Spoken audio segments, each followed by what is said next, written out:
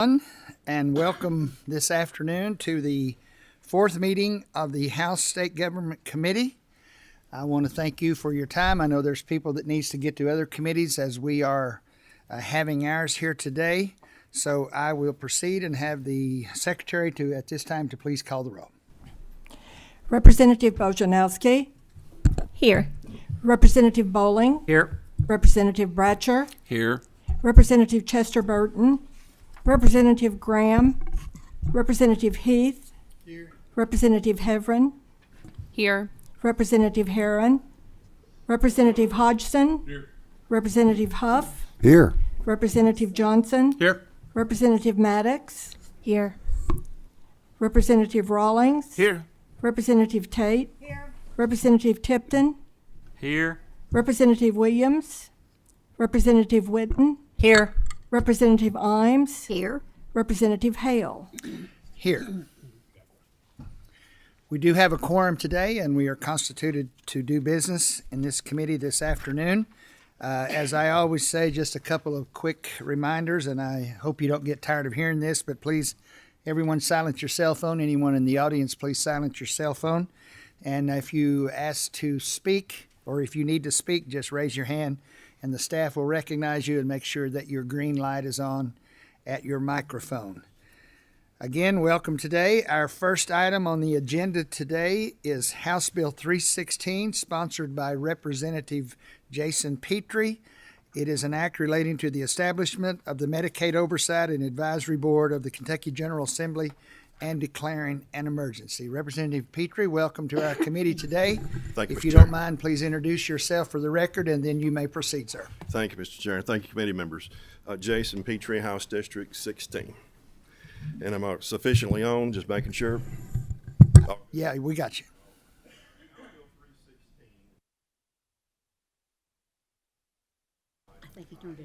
I'm not sure if you're on. I may have hit it again. Yeah, there we go. All right. Yes, sir. House Bill 316 is an act that would create and establish a Medicaid Oversight and Advisory Board. As of this moment, we really don't have an advisory board regarding Medicaid. And just to give you an idea, Medicaid in Kentucky, as proposed in House Bill 6, FY25 would put about $2.5 billion in out of $15 billion general fund, which would be 17% of our general fund expenditures. In 26, it would be over $3 billion, which would be about 20% of our general fund expenditures. Bigger perspective, now you add all fund sources, federal, restricted, and other. It would be about $18.5 billion in FY25, which would be 37% of our overall expenditures. FY26 is projected to be $20.5 billion, which would be about 40% of our entire expenditures. It is a massive program, massively complex, massively important. We don't have an oversight board that looks into the depth and breadth and ripple effect of these issues.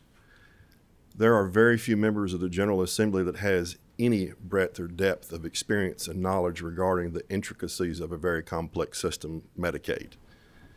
So what we're proposing is to create something akin to and designed in part by PBOB. So we have Public Pension Oversight Board. And if you'll recall, public pension some years ago, massively complex, the numbers are staggering. We still have a lot of unfunded liabilities, but how do we even wrangle the animal to know what to do with it first and how to start approaching it? And so PPOB was created as an oversight board to say we need legislators on there, we need people from the executive branch on there, and we need people that know how pensions operate so that everybody can have input to better understand this and then make appropriate actions, take appropriate actions. So much like PPOB in that type of setup, the Medicaid Oversight and Advisory Board would have legislators involved, the executive branch involved, and then people from the industry from all sectors that we could. And I have my Representative Moser is joining us at the table. She just, I think, gavelled her committee in. Welcome, Representative Moser. But go ahead, Representative Petrie. So just much like PPOB, trying to set it up so that we can get all eyes on it, as many angles as we can to start to wrangle it.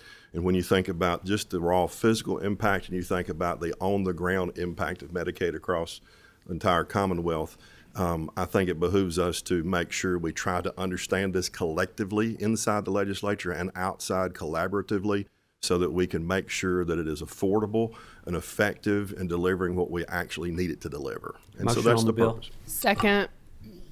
There has been a motion on the bill and a second. Representative Moser, would you like to add anything since you have taken the trouble to come join us today?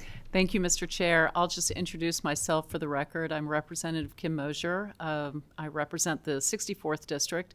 I think that my esteemed colleague probably did a beautiful job of describing the need for this proposal, and we look forward to setting it up much like we set up the PPOB board, include stakeholders, and make sure that we are achieving the goals that are set out in this statute. And I assume that you probably went through all of the goals. Did not go through the statute, but as Representative Mosier is referring to, I think unlike PPOB somewhat, not only is the structure set up, but as you're referencing, we actually have deliverables of what by 25, by 26, and so many years thereafter to kind of set a direction of we need to start analyzing quickly and reporting back quickly.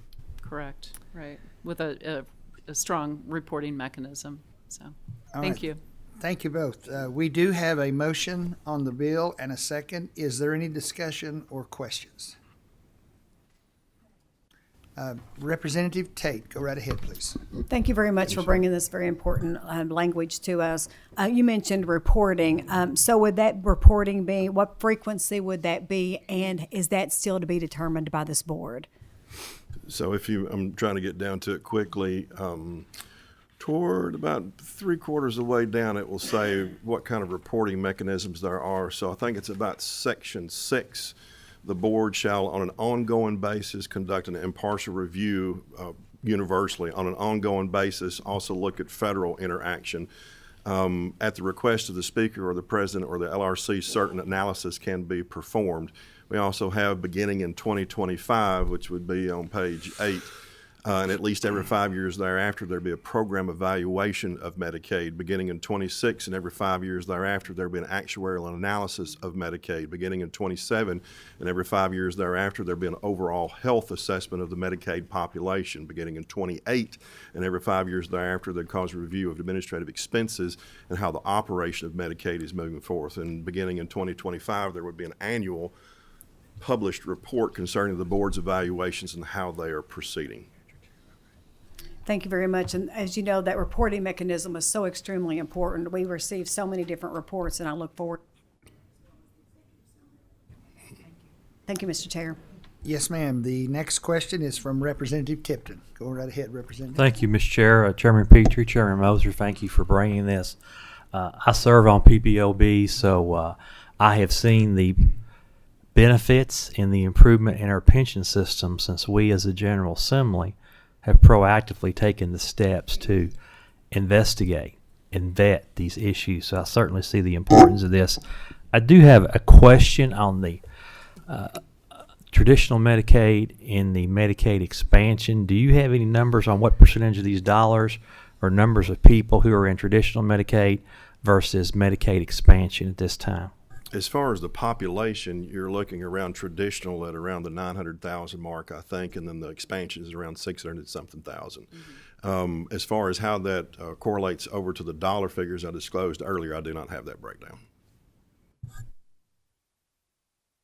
Is that all, Representative Tipton? Representative Bratcher. You know, thank you, Mr. Chair. Our goal, a lot of times people forget our mission here in the legislature is oversight.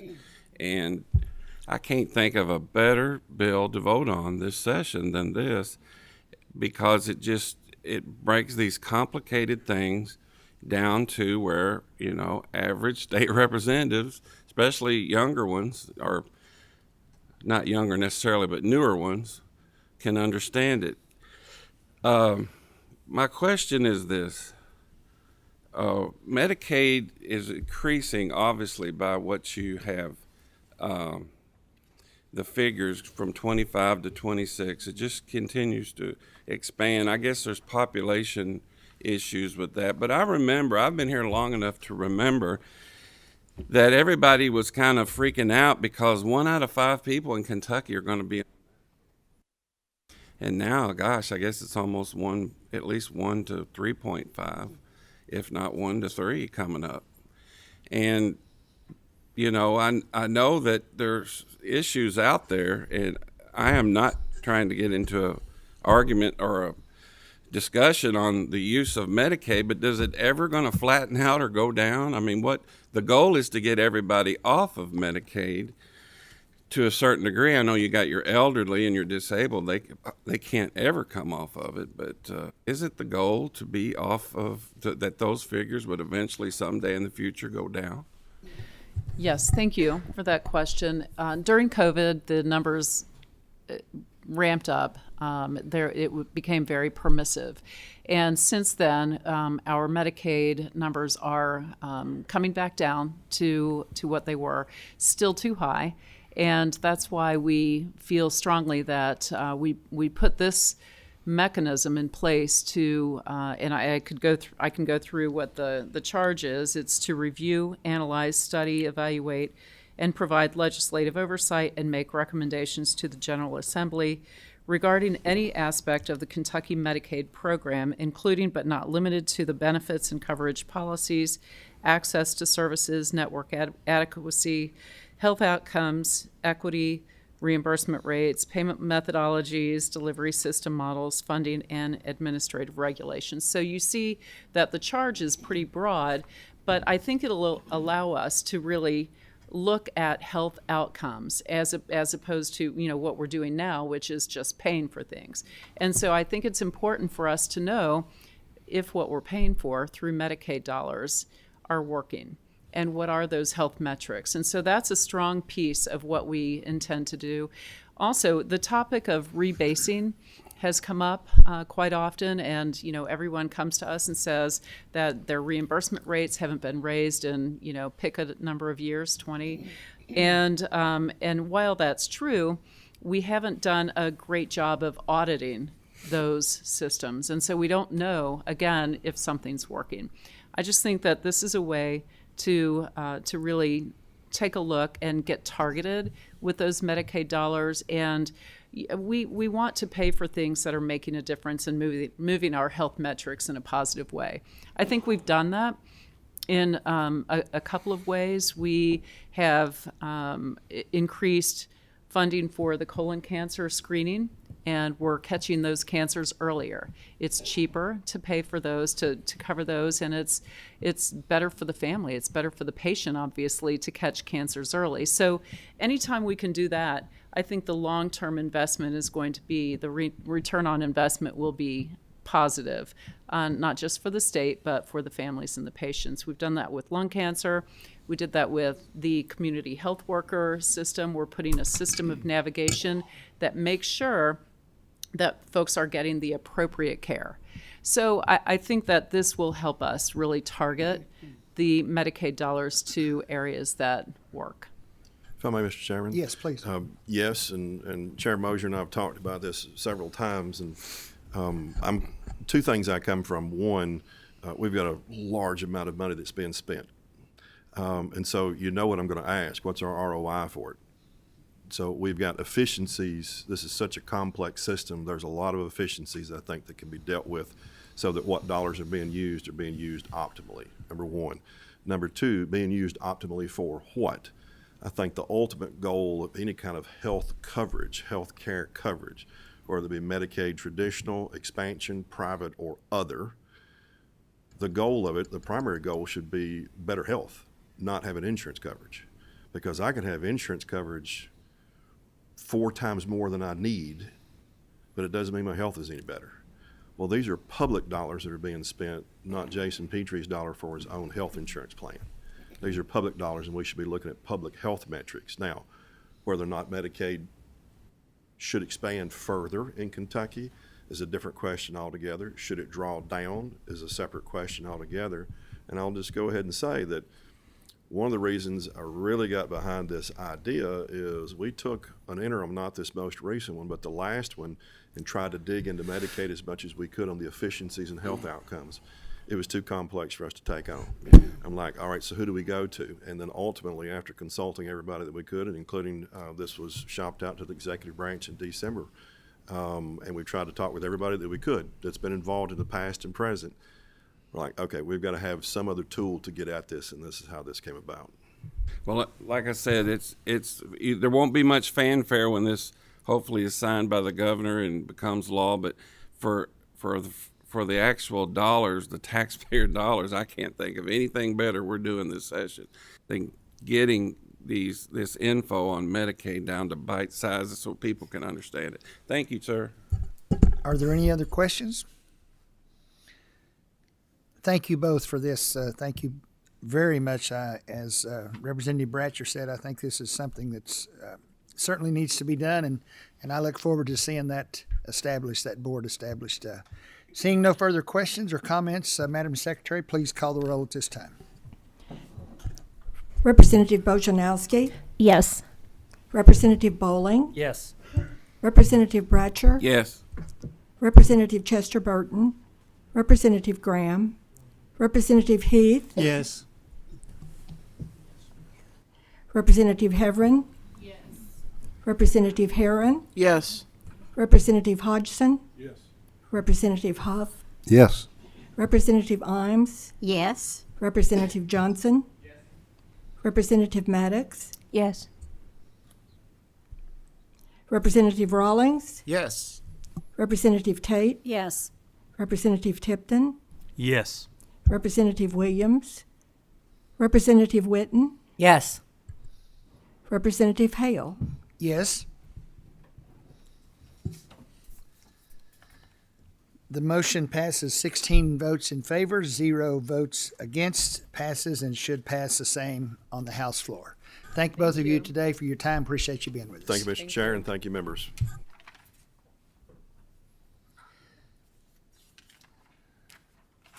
The next item on our agenda today, and the last item, is House Bill 99, sponsored by Representative D.J. Johnson, an act relating to the Kentucky Public Pension Authority. Representative Johnson, please, and you are at the table. With a guest, would you please introduce yourself? And then, ma'am, would you introduce yourself for the record? Thank you, Mr. Chairman. I'm DJ Johnson, State Representative, 13th District. Good afternoon. I'm Erin Surratt, and I'm the Executive Director of the Office of Benefits at KPPA. Again, thank you both for being here. Is there a motion to adopt the proposed committee substitute for House Bill 99? There is a motion and there is a second to adopt the committee sub. Yes, ma'am. Go ahead, Representative Bojanowski, please. Could you just explain what the differences are between the original bill and the sub, please? Yeah, and actually it's a little bit of also difference from the version that we passed last year. Representative Tipton was the sponsor for it, and it's just some additional technical changes, amendments that were discovered as they were going through the bill and going through what their process is. It's I would say, not significant, but it's necessary. Yes, absolutely. In a short answer, yeah. Any other discussion on the sub? All in favor, say aye. Aye. Any opposed, same sign. The motion carries. Representative Johnson, you now may proceed with discussion on House Bill 99 as amended by the committee substitute. Thank you, Mr. Chairman. Thank you, members of the committee. House Bill 99 is almost the same as House Bill 49 that Representative Tipton sponsored this last session. House Bill 49 actually passed on the House floor 95-0 with 5 not voting. And I say almost because there are some additional technical amendments that we just discussed with the committee substitute. Not substantive, but it's more administrative, I believe is the best way to put it. So very briefly, what House Bill 99 does is it updates KPPA's administrative processes. It codifies existing policies that are already in place. It streamlines the disability benefits, the application process there, and it makes some technical changes to respond to a court case impacting Senate Bill 151 that was passed in 2018. Motion on the bill as amended by the House Committee Substitute. There has been a motion and a second on House Bill 99 as amended by the committee substitute. Is there any discussion or questions? Seeing none, ma'am, would you like to add anything? It's up to you. Unless Representative Johnson wants me to speak on anything else. No, I think we're have fine. anything to add. She's here to answer all the questions I could not have answered. Thank you very much. Please, at this time, call the roll. Representative Bojanowski, Yes. Representative Bowling, Yes. Representative Bratcher, Yes. Representative Chester Burton, Representative Graham, Representative Heath, Yes. Representative Heverin, Representative Herron, Yes. Representative Hodgson, Yes. Representative Huff, Yes. Representative Imes, Yes. Representative Johnson, Yes. Representative Maddox, Yes. Representative Rowling, Yes. Representative Tate, Representative Tipton, Yes. Representative Williams, Representative Witten, Representative Hale. Yes. House Bill 99, as amended by the committee substitute, passes by a vote of 15 in favor, 0 votes against. Should do the same on the House floor. Thank you all very much. Representative Whitten, would you like to? report a yes vote. Thank you. Representative Whitten records a yes vote, and that makes the vote total 16 in favor, 0 against. Thank you, Mr. Chairman. Thank Thank you you. both for being with us today. Thank you, members, for coming to our committee meeting. We are now adjourned.